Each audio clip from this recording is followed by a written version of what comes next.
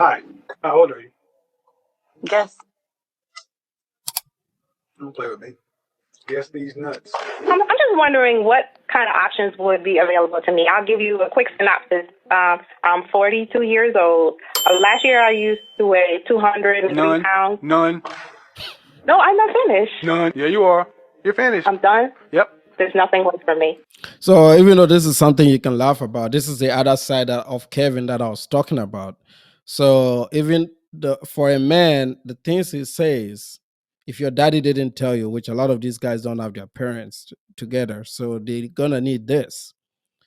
On the woman's side, he was pretty nasty and cruel to them, you know, and a lot of that is truthful. I get that, but the men were the ones that would get more excited because that is a woman now that is being told certain things to make her feel bad about herself. Right. So again, with the same Tariq stuff, they move from reparations, which is a good cause, right? Everybody is waiting for them to get that. Nobody's against that. I mean, I don't support it. I'll be honest, I don't. But it's not my case. That's why I've said this openly that Africans should stay away from their whole concept of reparations. It's none of our business. We stay out of it. Okay, that is between them and Massa. Now, having said that, the focus has moved from reparations because you got to give your people something to feel good, like Kevin was doing, to hit the other side. Let's hit these Haitians and Ghanaians and Nigerians while still on the left side, once in a while, we talk about reparations. And this is the same result. Kevin didn't leave a legacy that gave men positive results. The outcomes are the same or even worse currently a few years after he's gone. The statistics of marriage in the black community has not improved with all the stuff he did.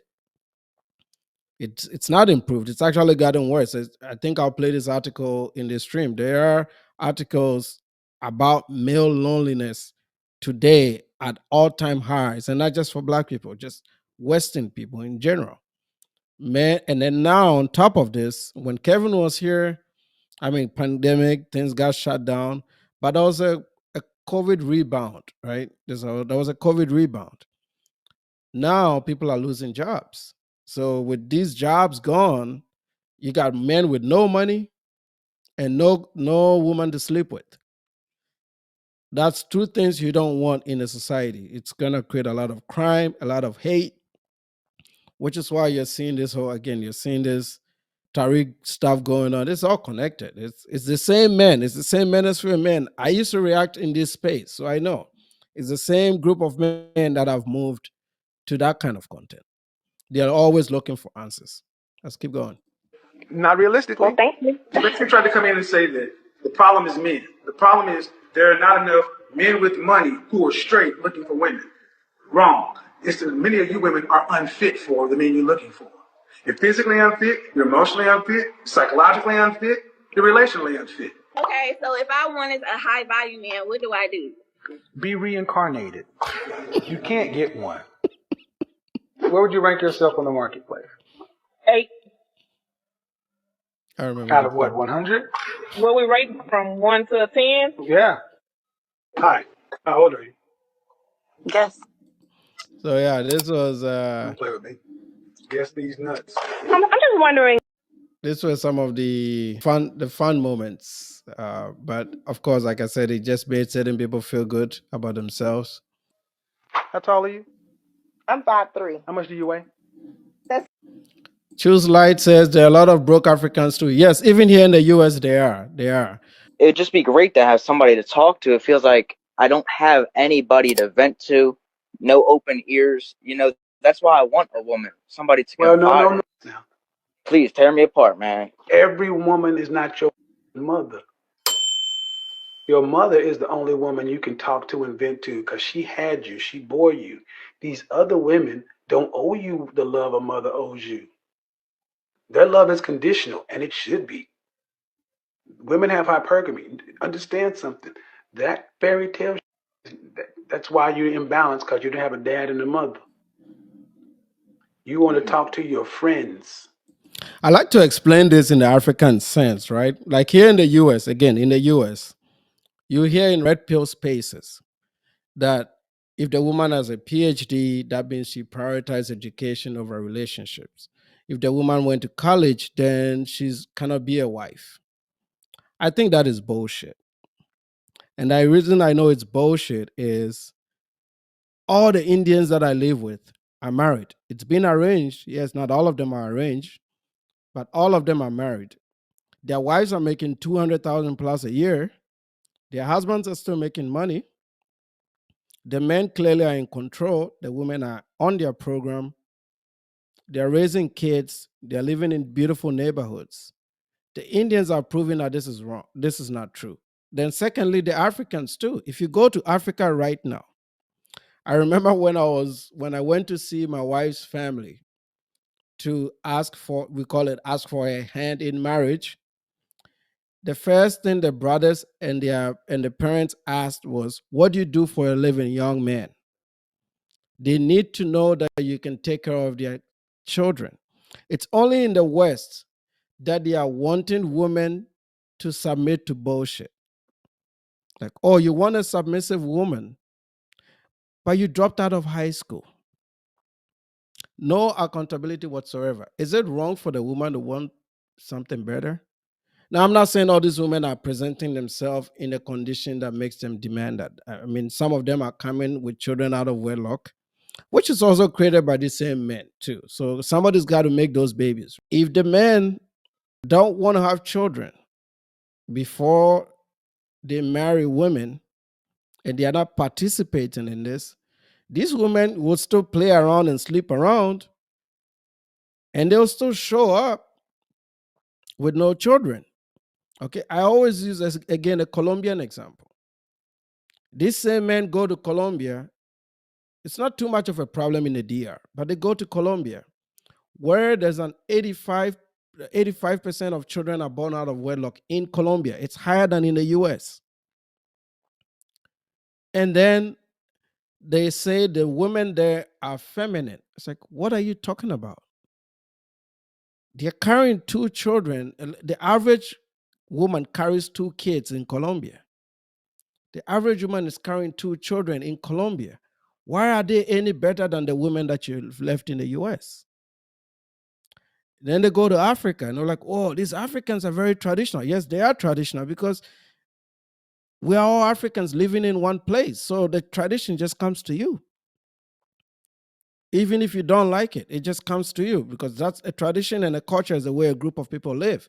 So that is not going to change. When you come over there, what you see is what it is. But when underneath that hood, the women of this generation are not the women of my mom's generation. The women in Africa now drink, they go to the nightclubs. Some of them have tattoos, not all, but some of them do. Some of them have a higher body count than a prostitute in Figueroa in California. The fact that they cook and clean, that's the only thing that they could be doing better than the American woman. It's just the fact that they cook and clean. Again, you know why they cook and clean? Because it's traditional. That everybody there does it. But in America, women are going to work and so they don't have that option. So what the red pill failed to capture was that, hey,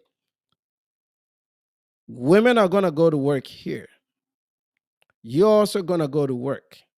That's gonna, I don't know anybody in a marriage where the woman works and her money doesn't help the family, even if the money is not put together. There's still certain things that the woman is gonna pay that is gonna relieve you of some stress. So why have women's success in America be seen negatively by the red pill movement? Is it insecurities? And if you notice, they've believed that so much.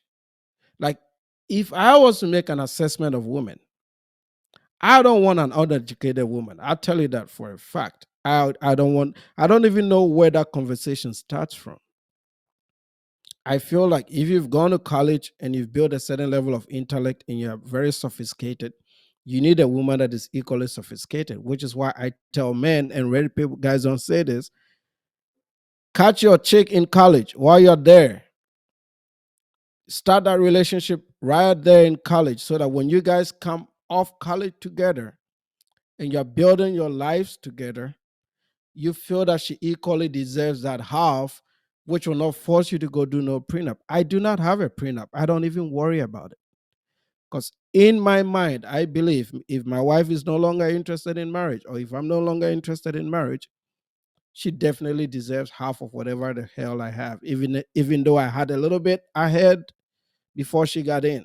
I'm 2 years her senior. So I had a little bit of my life going on before she got in. But she's contributed just as much, if not more, over the years. So I don't have any legal battles to fight with her.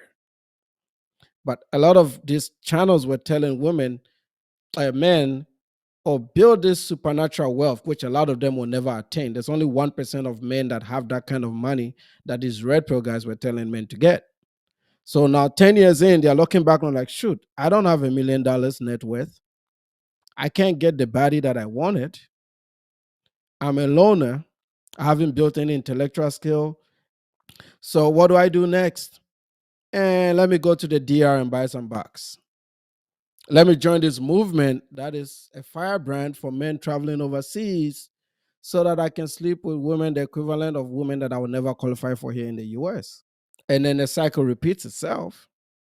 But the problems haven't gone away. The problems are still going to be there. Can I fix lazy? Hello, unmute yourself, please. This is about increasing your value. Are you have anything on the topic? Yeah, that's what I was asking. Basically, a financial move that I was getting ready to make. I just wanted to finish on it. I don't know. Okay, just make it short, please. Okay, I put $20,000 on the side to invest, but I don't know what to invest in. And while I was waiting to figure out what to... Are you working full-time? No, I'm not working full-time. When's the last time you had a full-time job?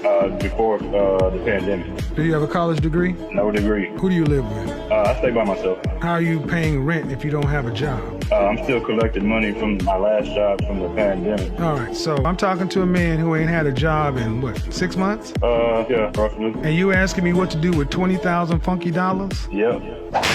You can't increase zero. I can't fix lazy. Yeah, so you had a lot of these. Whenever the men had the courage to join Kevin's streams, there was something, and these were not highlighted because he did live streams. So you can go on Instagram. A lot of those live streams are still available. I used to do a whole reaction to it, so I know it's there. But every time these men got the mic,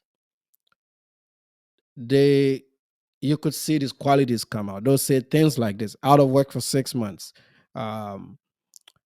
Maybe this amount of the 20,000 he had in savings, that was probably a PPP loan. So it's not even money that he earned. He just didn't know what to do with that money because a lot of these guys lied to get those PPP loans.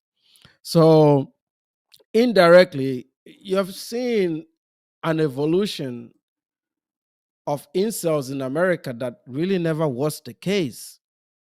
And they haven't figured out a way to do it. And Choose Light official is saying incels are dangerous. I think they are. Like when I did that incel reaction to one of our live streams, to Shoe's video, I was very surprised that there were men amongst us that were in that community.